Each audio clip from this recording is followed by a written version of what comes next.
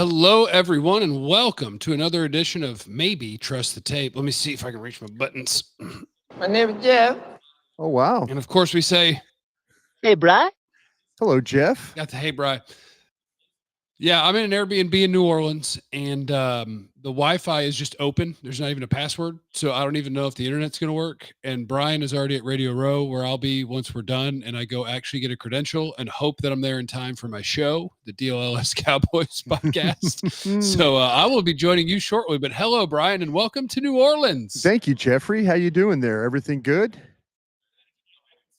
No, everything is great. I'm just going to need the listener to tell us how this sounds because I didn't bring the full mic setup because it's just so big and bulky. So I'm going handheld here. Okay. Going You sound handheld. okay. You sound fine. I'm just going to need the listener to tell me if you sound okay. And then I have been in Hawaii and I traveled yesterday all day and I got here at 11:30 p.m. and Clarence and Joe, my coworkers at DLLS, were hammered. But at least they've been in town and had computers because I feel lost. I have to catch up on the Senior Bowl. I have to catch up on people the Cowboys have hired. I have to catch up on everything. And they traded Luka while I was on a boat in the ocean. Yeah. And it was not good. And the waves were too big and everybody was going to die. And so everything sucks right I'm doing now. How great. Are you? Real quick on the Luka thing,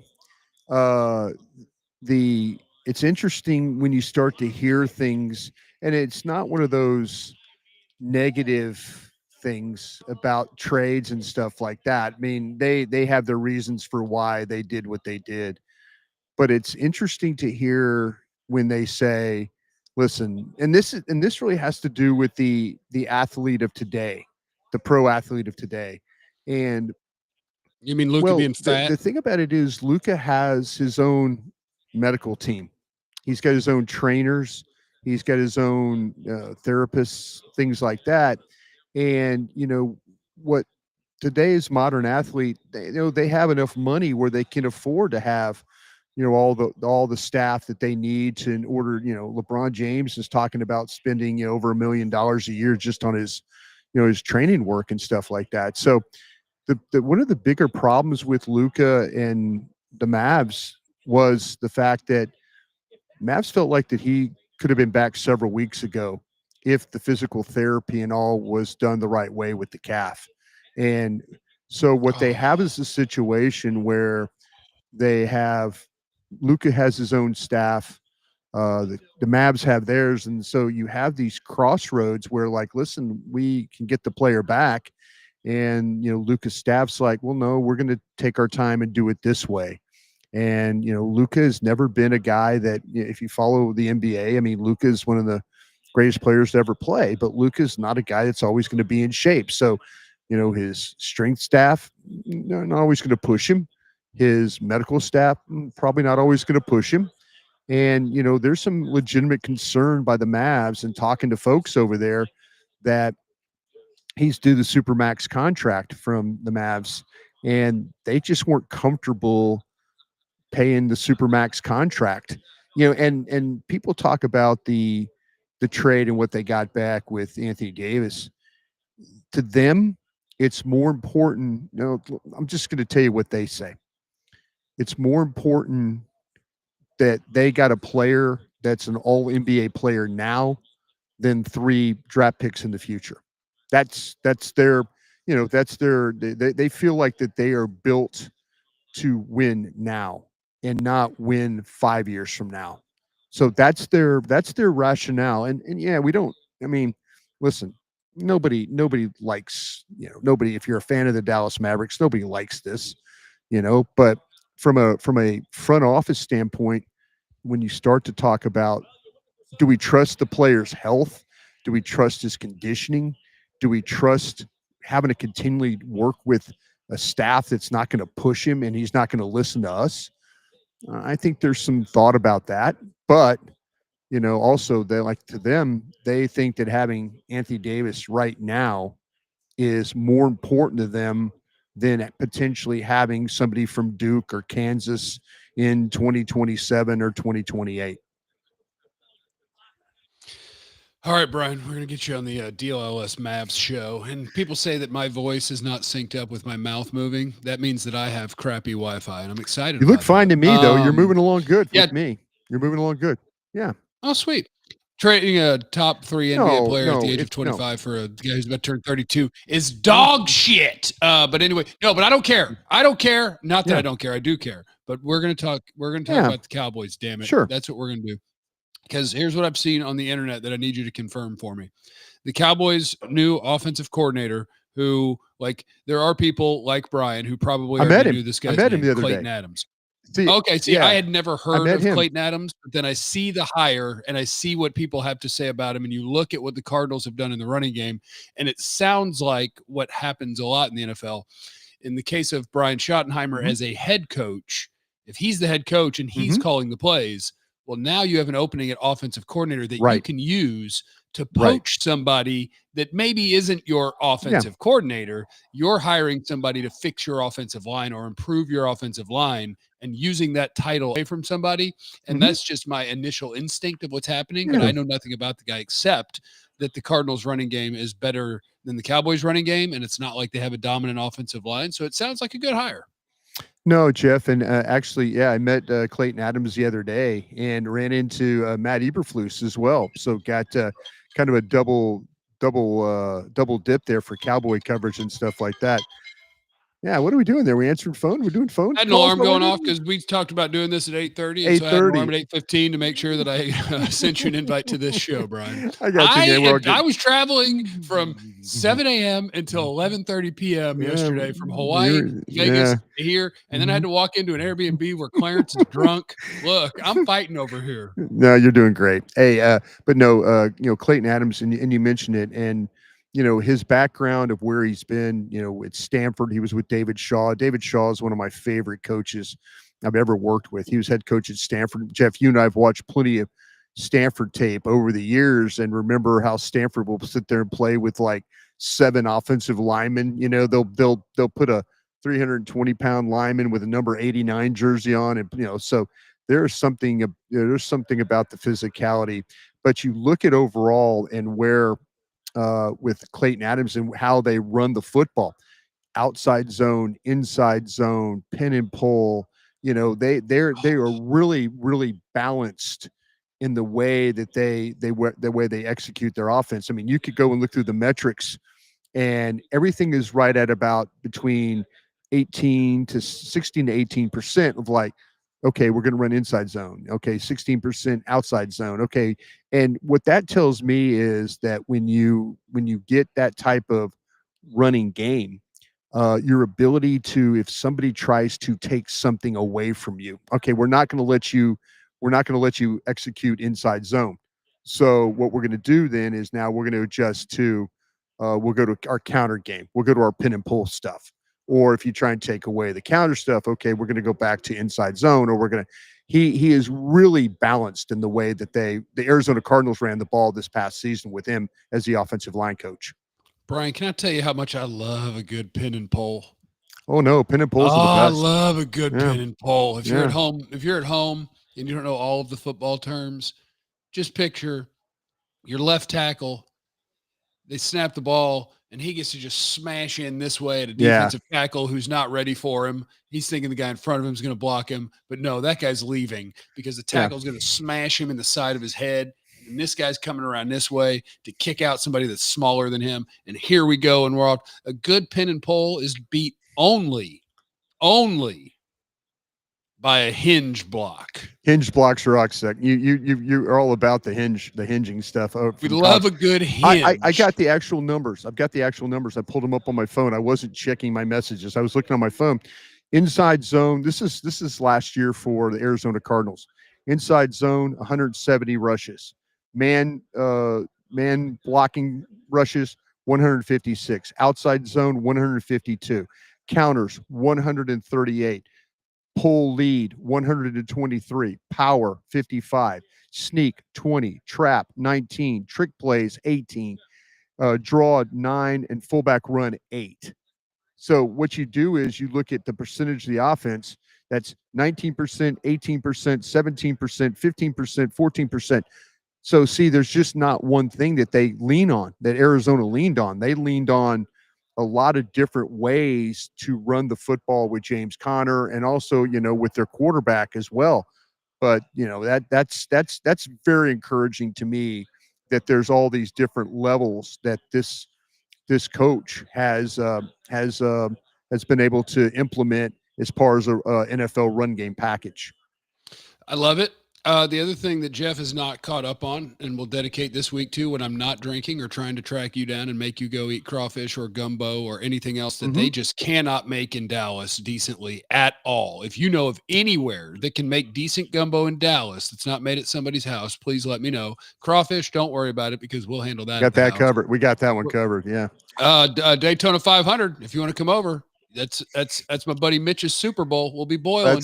That's Mitch's Super Bowl. I've learned that you have to be able to have your Venmo account up and running when you show up at that party, because what you get out of that is you get a lot of gambling going on there. Got a lot of gambling. The best part is we can teach people how to gamble on NASCAR here. You don't just pick drivers, because then people like Brian, who might know what the hell they're doing, will take your money. Yeah. What you do is, however many people are in the game, you draw. There's 5 of you. Qualifying cars 1 through 5. There you go. Put those on pieces of paper. You put them in a pile. 6 through 10, different pile. 11 through 15, different pile. And everybody gets one number from each pile, blind. And now you're just cheering for people who you have no effing clue who they are. You're just screaming, "Let's go 22!" And then at the end of each stage, somebody gets paid.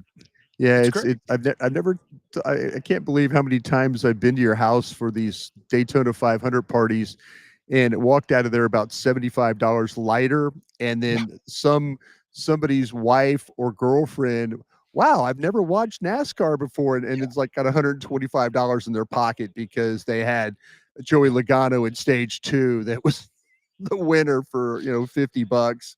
Kind of thing. A lot of Aaron or Megan Murray, a lot of Chelsea Taylor getting our money, and you know what? That's the name of the game. That's the way that you do things, because why is Sabrina Carpenter popular in the chat? Well, the answer is because Espresso is a wonderful song, as is Please, Please, Please. Chapel Roan also goes hard. Anyway, Sarah Bowman, who I haven't seen in the chat in a while. Good to see you, Sarah. Wants to know how Brian's racing team is doing.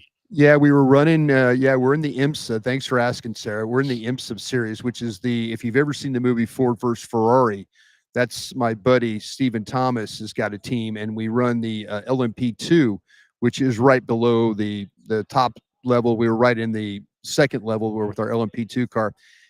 We had a problem. We were running the Rolex 24 last week, and we had a problem. Our second driver sent it in too deep, had a brake problem, and then it cost us about 2.5 hours to repair. There were 12 cars running. We rallied back, finished 9th. But thank you for asking, Sarah. Yeah, we have not figured out Daytona yet. I mean, we can run at Sebring. We figured out Watkins Glen. We figured out Indianapolis. We've won at all those places. This Rolex 24 is tough. Very, very tough. You'll crack it. You guys will crack it.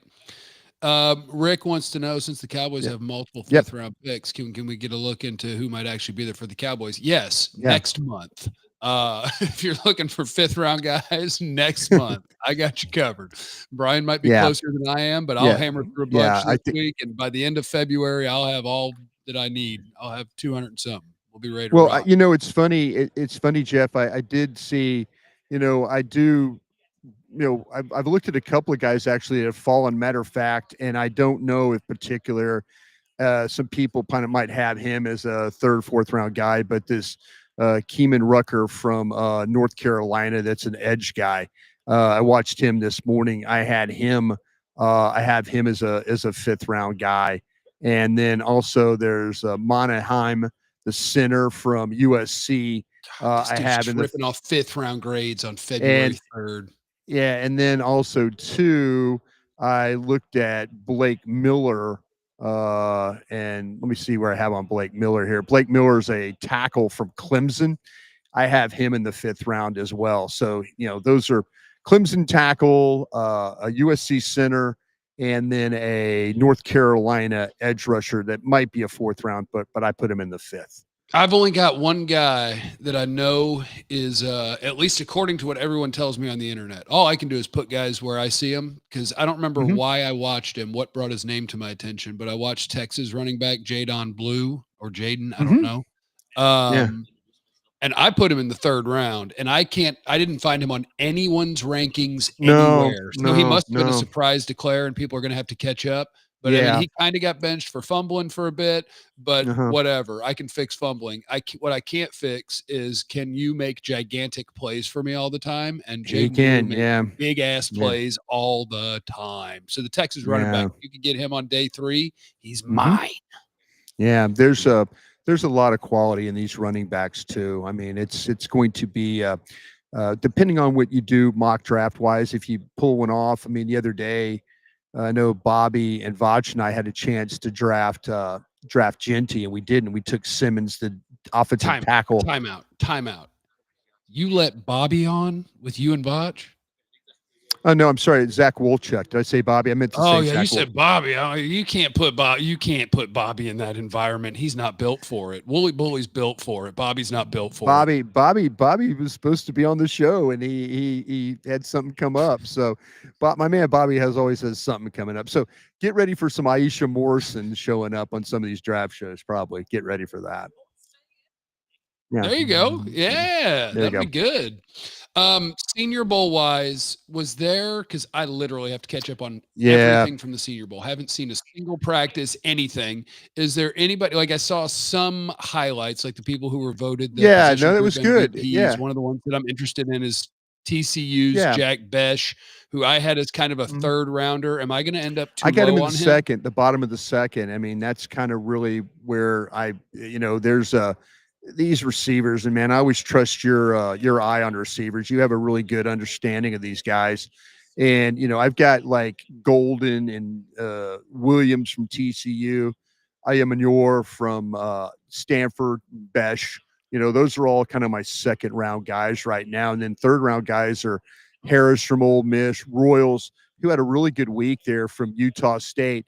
And then there's the intriguing player of Tez Johnson from Oregon. And, a slightly built guy, not a tiny guy. If you read your reports on Tank, I meant tiny from the weight wise. No, he's not Tank Dell tiny guy. Tank Dell's a 5'8" tiny guy. This guy's more of a. Oh, so is Tez just taller? Because I mean, he's he is a 160 guy. There's no question about that. No question. Yeah. But I would call that slight, is what I would call that. And so Oh, well, Devontae Smith action, if we could get him a little taller. Or little slight. And so if that's the case, but there's a lot of people that have, he had a really nice week there in Mobile. And there's a lot of people trying to kind of figure out, what round. I have a blind spot for 2 things in drafts: slight players and offensive tackles that lack strength. I have. Okay, but Brian, this is good. This is why we need each other. Because I have a blind spot for large wide receivers that don't get open. Like, I'm kind of scared of Ted McMillan. I have him as my number 1 receiver, and I don't feel awesome about it because I'm kind of scared of but I think he's going to end up being like Drake London. And if that's true, that's good. Yeah. That's fine. And then like Tez Johnson is super fun. At the moment, I have him in the 3rd round. I do too. And if anybody thinks he could be more than slot only, then I think he's better than the 3rd round. But he's interesting because he is very small or slight, if you will. And the way they use him at Oregon, I don't think works in the NFL, because what they would do at Oregon is because the hashes are wider in college, they'll have the ball in the left hash, and they'll create a scenario where they have so much real estate. They're good.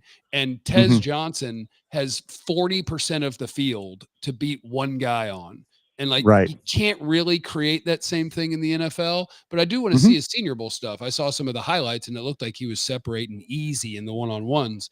And if you can do that without all the space in the world, then hell yeah, like that's a dude that's going to make NFL plays. Yeah, he was working against the talented corner from Florida State, Thomas. That's my guy. And yeah, I've got him in the second round myself. And you're looking at him and you're thinking, man, there's a really good press man corner. There's a guy that could stay with his man. And there were a couple of times where Johnson was able just to completely separate, break him down, get open. So that's why we fear the big corner, Brian. That's why we fear the big corner. Like Thomas is what, 6'1" and change probably, and over 200 pounds. And I like him a lot. Yeah. But if you put him in man against a tiny man, you're gonna be in trouble. Well, that's the thing about it is it how many times, like I say, he's gonna have to. Johnson to me is pretty rare when it comes to the quickness that he's shown and his ability to separate. So because he's not one of those really. Oh, you're talking about Tez, right? Yeah. It's weird because they're both named Thomas. Like the corner at Florida State. By the Florida. Yeah, but he's when you watch him play, I mean, he can get up on top of somebody and he's not going to give any ground. But the Senior Bowl, he gave a little ground. Well, that's how you get moved down on my board. Wait until I watch all these practices this week. Vance is in the super chat. Are we burying the lead, Jeff? How was vacation? It was great, but I feel like if I were Bryan right now, it would be awful because Bryan is on top of things at all times and broadcasting at all times. And to feel out of the loop by 5 days is not a great feeling. It would drive you nuts. Let me get to the end of May. I'll tell you what, let me get to like after the draft, and then you won't see me for 5 days. How about that? Yeah. That's kind of how I had a good time, but now that it's get back to work time and I'm having to catch up, I hate that feeling. Brian, what's the funniest Gruden story you have? Have you seen him like Parcells butt naked in the locker room yelling at you? No, I haven't seen. No, Jeff. He was. Man, I've had some funny stories. One time, John had a bicycle that he rode to practice. Well, he actually rode it to. He had the bike for one day. I don't even love the story. I just love the sentence. One time, John had a bicycle. John had a bicycle, and so like. John was a young coach. We all started together in Green Bay. John was with the 49ers in 90, and he was broke. John was broke, and him and Cindy, his wife, had a little boy named Deuce. And so he was a baby. And so when John came to Green Bay, he had a car. The only car they had was the car that the Packers gave him. So he left his car at home for Sydney to drive and take care of Deuce. And John got him a bike. So he was going to ride a bike from his house to Lambeau Field every morning. And John just so happened the first day he got the bike, he hit a parked car. And so he went right into the parked car, flew over the hood, and the bike was all bent up. And that was it for riding the bike. Didn't know how to ride a bike that decided to ride a bike. Oh, no. What a great time for probably my connection to crap out. I'm going to assume this is mine and not Brian's. And if it's not, I'm going to make sure I get in John's super chat, which is loading. It says Brian's gone and I'm still here. You guys can confirm if that's true. Just spitball. And number 12, Josh Simmons, 44, Caleb Johnson, 76. Trade to Miami for Tyreek Hill. Sign a couple DTs, a linebacker, handful of your own guys. Can we buy a shot at a good team or what? That would work. Josh Simmons gives you a left tackle. Tyler Guyton can now compete at right tackle or wherever he fits in. Caleb Johnson is a nice running back in the second round. Tyreek Hill for your third. That's a win now move. Yeah, that's a nice little offseason plan, honestly. That's a nice little offseason plan. I hope I'm still here. I don't know if I am.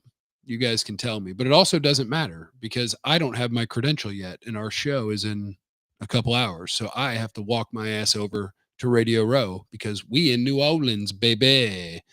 So thank you everyone for being here. Be tuned into the DLLS Cowboys podcast every day at 11 a.m. I bet I'll jump on the fan at some point. I bet I'll make Broaddus jump on our show at some point. Hellman is going to be in town. I bet I make him jump on the show. We're going to have us a time in New Orleans. So hi, it's good to see you and I love you. Is it the hot dog or is it the bun? Now this is a hot dog bun. I think it's a hot dog too. I can't tell when my audio's over because my Roadcaster's behind my computer. Roadcaster is the equipment that fires off all the things. Remember, you have no idea what anybody